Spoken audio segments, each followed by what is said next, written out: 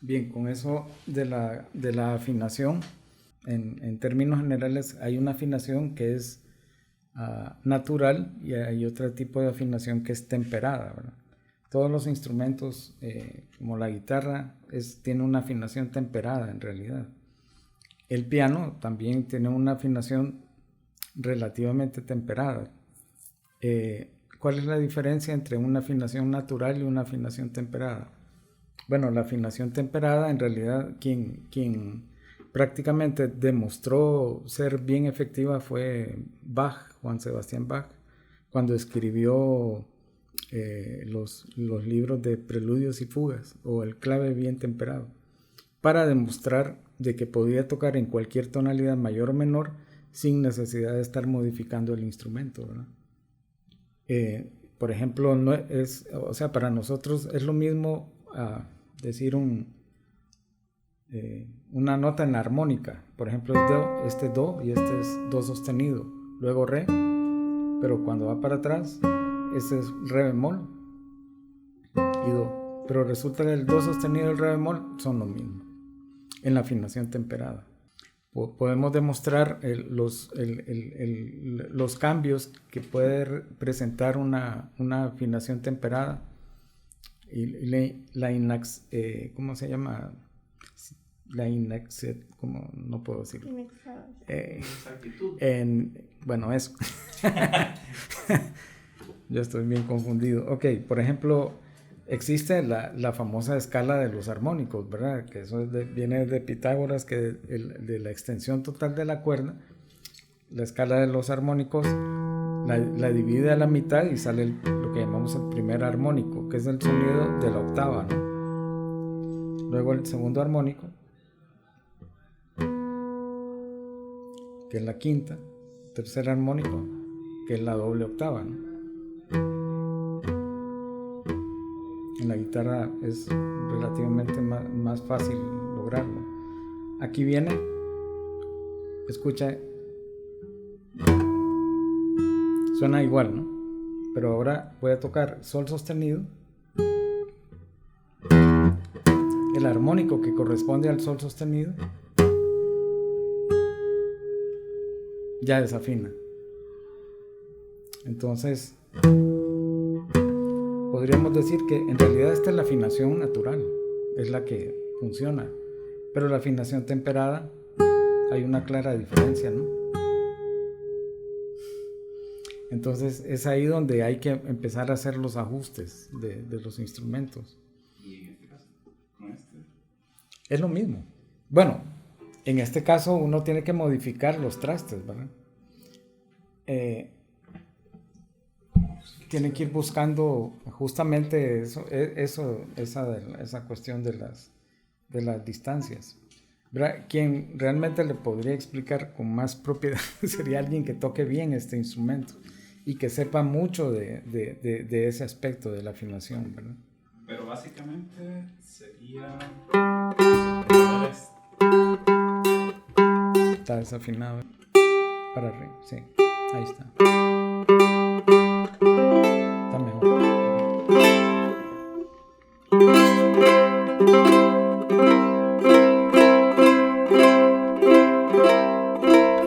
Bueno, quien podría estar acostumbrado a utilizar ese tipo de afinación, en realidad es la gente que se dedica a interpretar la música histórica, ¿no? Incluso los músicos que están especializados en eso procuran no escuchar la música actual. ¿Por qué razón? Porque ya tienen ellos una referencia más interiorizada para poder interpretar la música antigua. Aparte de que la frecuencia que se utiliza actualmente es un La 440, ¿no? De 440 vibraciones por segundo. Entonces, antiguamente en realidad no se utilizaba esa frecuencia, era un poco más baja. Es difícil calcular, o sea, con exactitud, pero se cree que puede andar por 432, 436, En fin, se puede experimentar con eso, ¿no? Esa afinación 432 aparentemente causa menos, por decir algo, menos estrés, digamos. La 440 es un poquito más elevada, entonces tiende como a enervar un poco el ánimo de una persona, ¿no? Una pregunta, ¿sería justo decir entonces que en cierta forma, cuando estamos escuchando la música antigua, pero la seguimos escuchando en 440, en realidad no estamos escuchando como estaba supuesto ser escuchado? No, de hecho, hay grabaciones históricas, ¿verdad? Uno escucha el concierto de Brandenburgo tocado en una orquesta moderna, digamos, qué sé yo, por algunos de los directores de siglo XX, de las grabaciones de Claudio Abbado, cualquiera de estos directores famosos, y suena la orquesta moderna, pero ustedes escuchan y la comparan con una edición o con una propuesta considerando los instrumentos antiguos, o sea, tocando realmente el violín barroco, ¿verdad?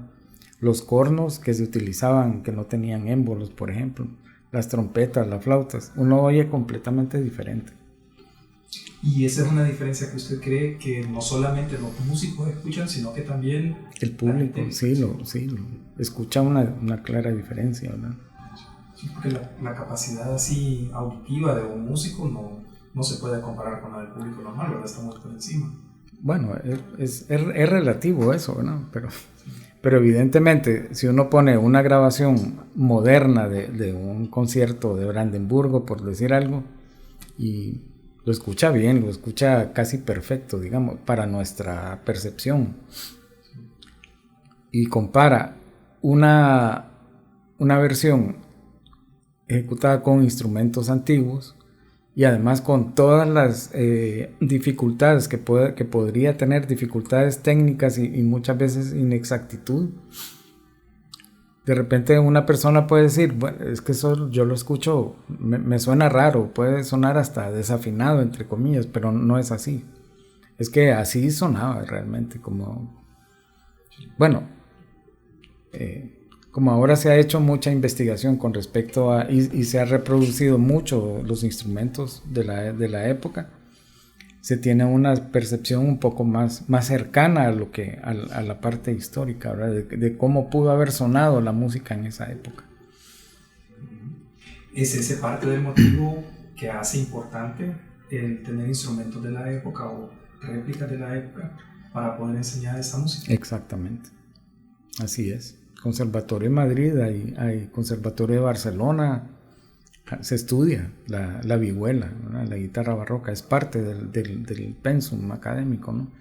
Quien va a estudiar guitarra, pero va a llegar a un punto en que se va a especializar en cierto tipo de música renacentista, música barroca, ¿no? Con todas las técnicas que son muy, muy diferentes de ejecución, ¿verdad? O sea, es otro mundo. Empezando por esta cuestión de la famosa figueta, ¿verdad?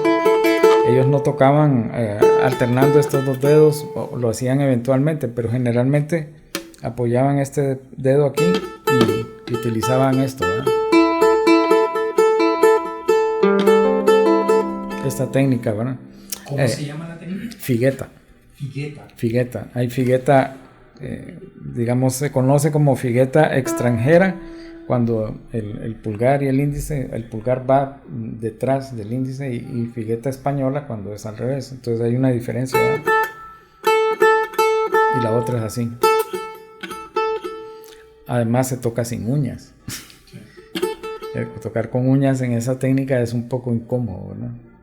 Se puede hacer, pero y además el color cambia. Tocando con uña suena muy diferente a tocarlo con yema, ¿no? Y quienes estudian y tocan esos instrumentos generalmente tocan sin uñas. Entonces ya tienen como adecuada la piel de la yema para crear ese sonido particular, ¿no? Ya se desarrolla, no un callo, pero se desarrolla cierta dureza en la piel y que va dando un tono, ¿no? Entonces, bueno, es una infinidad de cuestiones, ¿verdad? Ahora, hablando de la cuestión esta de los trastes móviles, bueno, era precisamente había una diferencia de tocar en una tonalidad como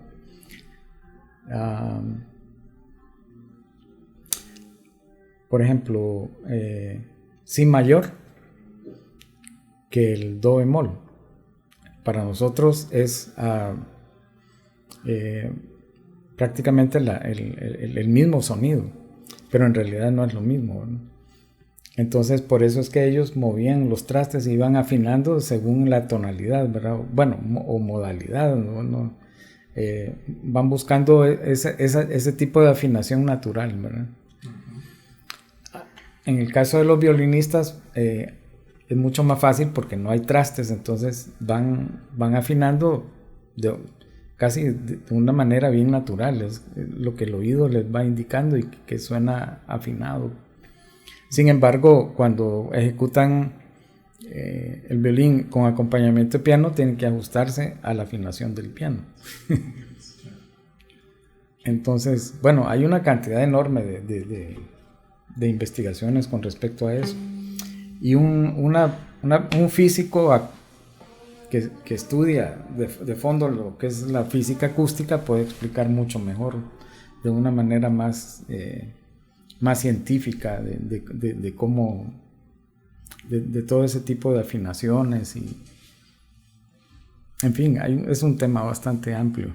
A mí lo que me parece curioso de esto es que lo que usted nos está diciendo es de que está lo que existe en la cuerda, que es la física, pero también está la tradición musical que influye y cambia eso que es natural, ¿verdad? O sea, tenemos aquí uno de esos intersticios de los que hemos estado hablando entre lo que es histórico y lo que es científico, ¿no? Uh-huh. Y además existen otro tipo de afinaciones. Yo no me acuerdo de la afinación temperada, la afinación natural, hay otra afinación que no me acuerdo cómo se llama. Y hay sus pequeñas diferencias, ¿verdad? Por ejemplo, la distancia, el sonido de un semitono, que es el intervalo más corto, en realidad se divide en 5 secciones, ¿verdad? O sea, por un lado. Entonces, ahí es donde se siente la diferencia, cuando es un sostenido, cuando es un bemol. O sea, del do al do sostenido hay una pequeña diferencia, digamos que es así, y el re bemol es un poquito más corto. Entonces, claro, auditivamente un oído bien entrenado lo capta, ¿no? Pero actualmente la música, en realidad, la educación musical en Occidente es basada en la afinación temperada, ¿verdad? Ya otras culturas son un poquito más tradicionales desde el punto de vista de su cultura, ¿no? Entonces, ahí es donde ya vemos que la escala occidental de los 12 semitonos, por ejemplo, la octava son 12 semitonos. Dentro de la música hindú, en realidad se divide en 22 semitonos. No, perdón, 22 casi cuartos de tono, más bien sería aproximado. O sea, pero ellos tienen son cosas muy difíciles o sea, hay que estar viviendo ahí como para notar el tipo de música. O otra gente, los vietnamitas, tienen una escala que se divide en 17 partes, por ejemplo, entre otras cosas, ¿no? Entonces hay mucha... Y es por eso es que uno escucha ese tipo de música y lo escucha bien, pero siempre hay como pequeñas desafinaciones, ¿no? Entre comillas. Sí. Es como en el rock, ¿verdad? Que hacen el bend, o sea, que estiran la cuerda, y eso es un efecto que se utiliza mucho en instrumentos como la cítara,